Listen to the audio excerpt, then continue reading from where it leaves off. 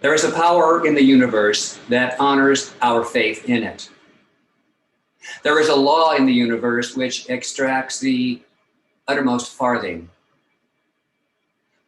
a farthing being a minuscule particle or portion or essence. We all wish to feel that the power behind everything is good, as well as creative, an eternal and changeless intelligence in which we live and move and have our being. That's a quote from the Science of Mind text by Dr. Ernest Holmes. It's a power-filled statement, isn't it?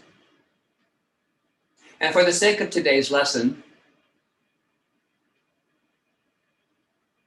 let's wonder and do some self-exploration. Beginning with these few words from that quote. We all wish to feel that the power behind everything is good. We all wish to feel that the power behind everything is good.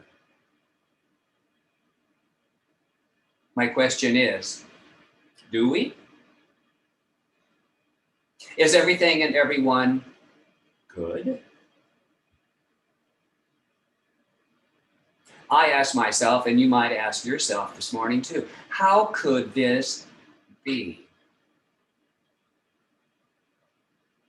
We see dis-ease around the world, a pushing against one another,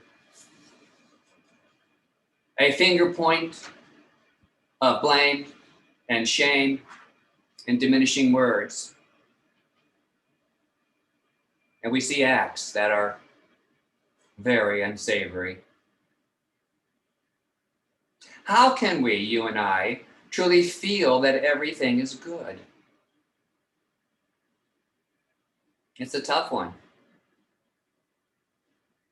I get challenged every day by what I see around me. Now, some of it I can push the power button. I can change the channel.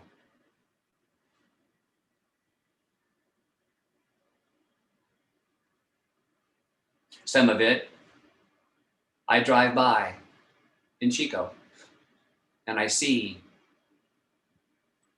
parts of our society that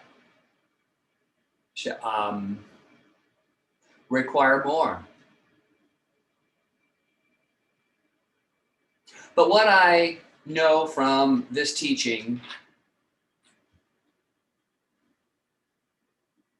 is that I believe that all of this is a call, a demand. It's a deafening sound many times, a deep urge, and dare I say, a divine opportunity. Yes, a divine opportunity for you and for me.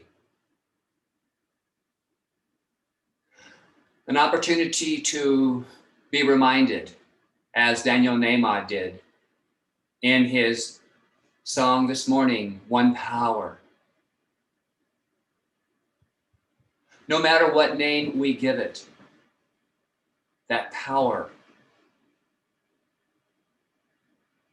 is individualized as you and as me.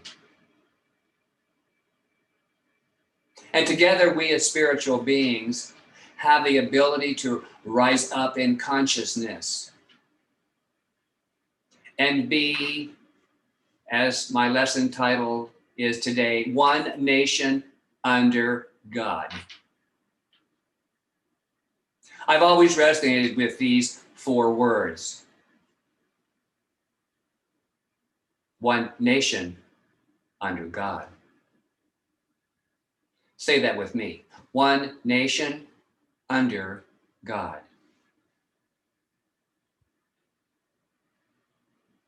I look for reminders to keep me on center, to allow me to carry forth in a more conscious way, and not to get caught up necessarily in all of the other ways that are appearing around me. And that's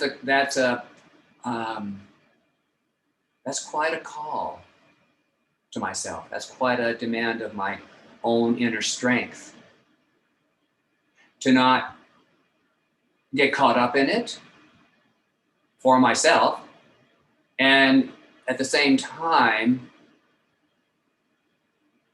in that there's a challenge in not getting caught up in a great deal of judgment, that it's wrong.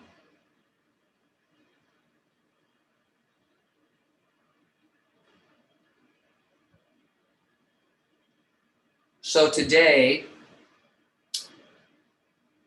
here I sit after Memorial Day and before Independence Day, and it seems most appropriate of an opportunity to refocus on the idea of the unity, the oneness that is our theme at our center right now. So I think it's always perfect, and I'm always thrilled, delighted as that child, just in awe of, and awe is, oh, what a word. Awe encompasses so much. In awe of the perfection of spirit and its timing.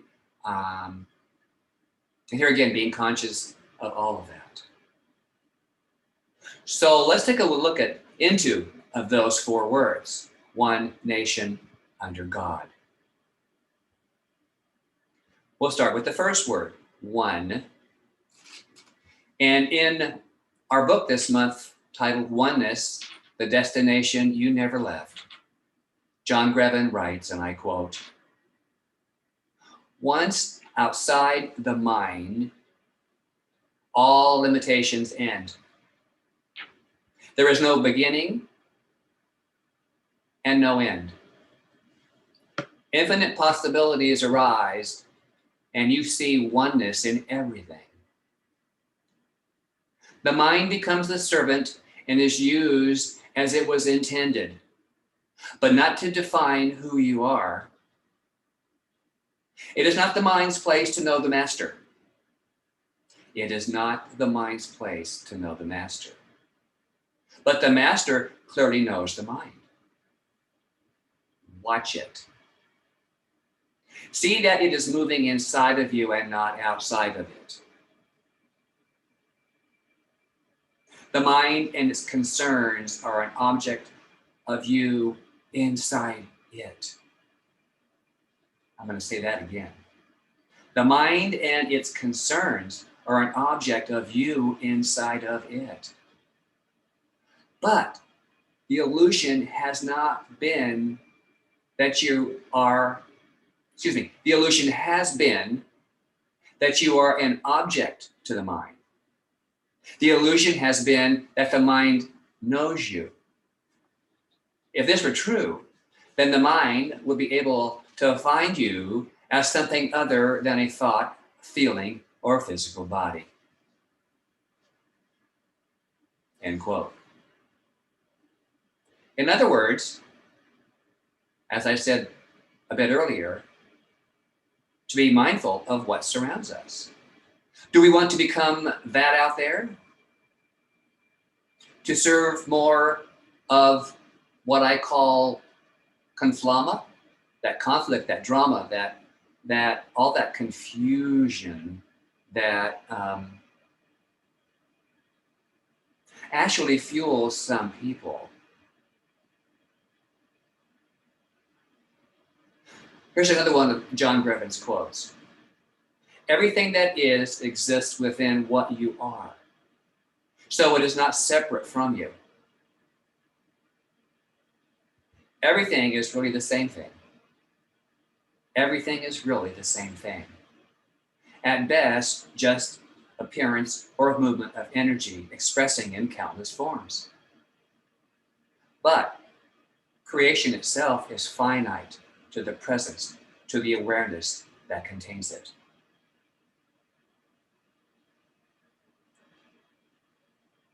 In other words, we, the master, express and create into the mind, and its presence, its awareness, shows up.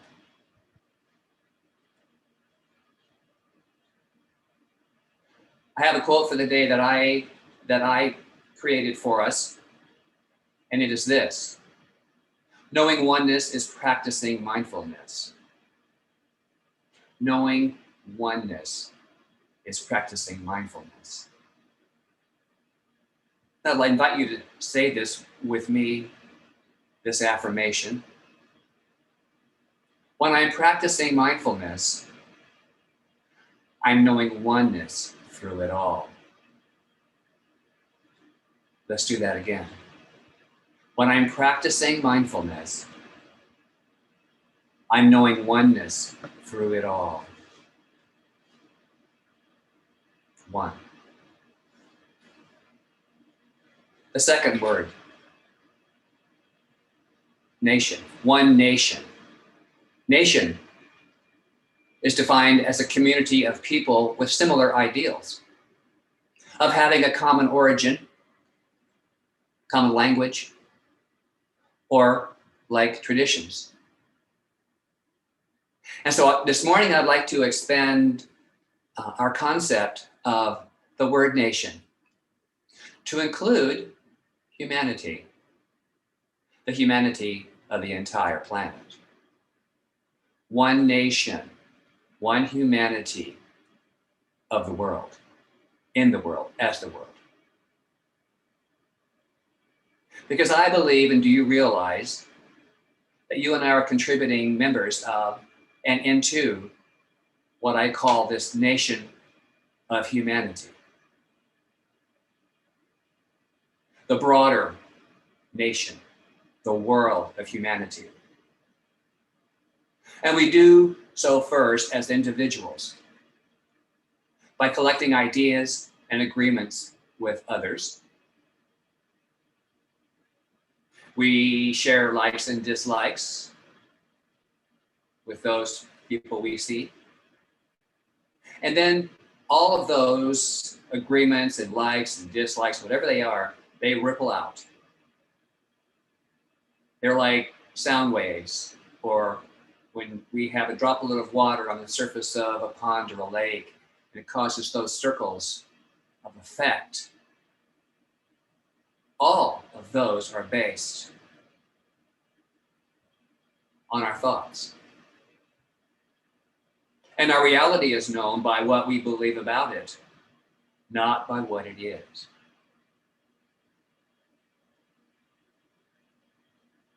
So I'm wondering, my friends, how are we feeling about what's happening in our nation of humanity?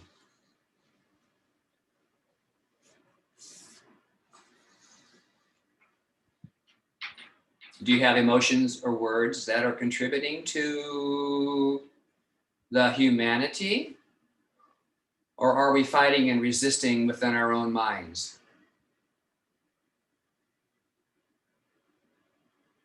Are we blaming and criticizing?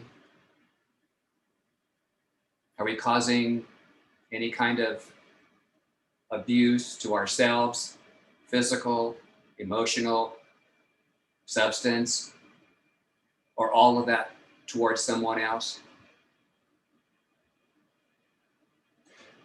Do we have an inner angry beast that thinks it needs to get even with someone or something?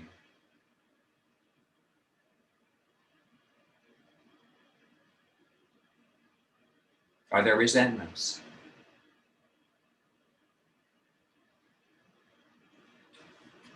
I'd like to read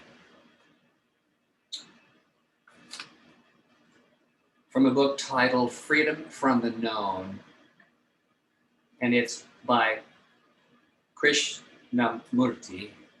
There's the, I don't know if you can see. Can't see, but you can hopefully trust me on this. Freedom from the known. And it deals on the angry beast I mentioned earlier. We are trying to understand violence as a fact, not as an idea. As a fact which exists in the human being, and the human being is myself. And to go into the problem, I must be completely vulnerable, open to it. I must explore myself to myself. Not necessarily expose myself to you, because you may not be interested. But I must be in a state of mind that demands to see this thing right to the end, and at no point stops and says, I will go no further.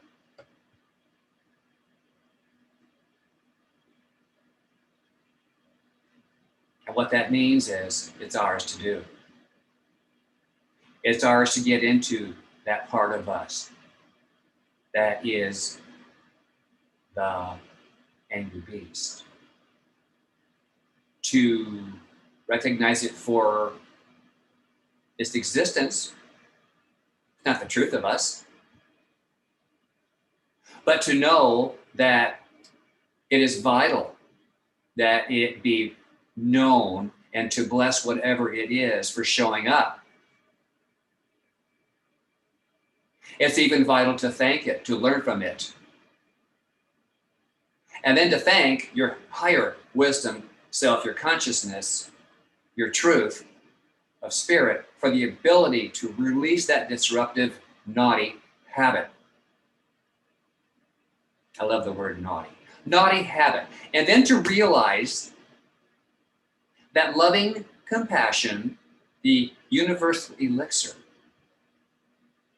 provides to us the healing required to create a more humanity-filled world nation.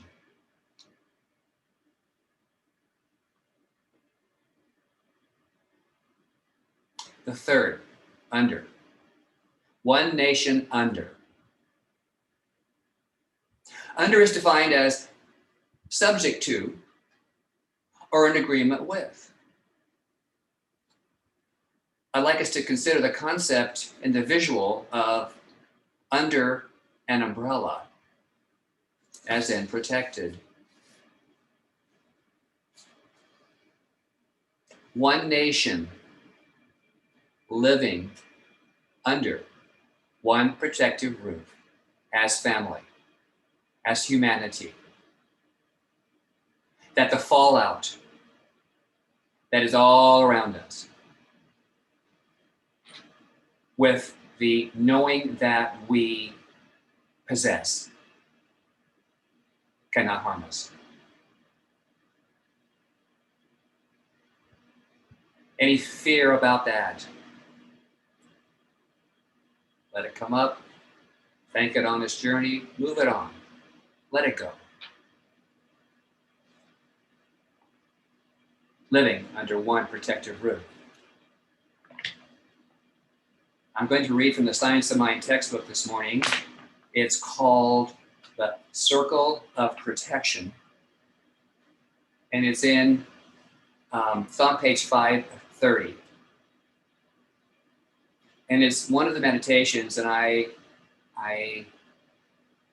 really love to turn to this section when I am in need of a little booster, bit of love here. So it's the circle of protection. I draw around me a circle of love and protection. No harm can enter nor find place within that charmed circle of life and love. For it represents God's loving care and eternal watchfulness. I will rest within me now, and I will speak comfort to my soul and tell it of all the wonders of its life, safe from the din of strife and fear. I am protected from on high.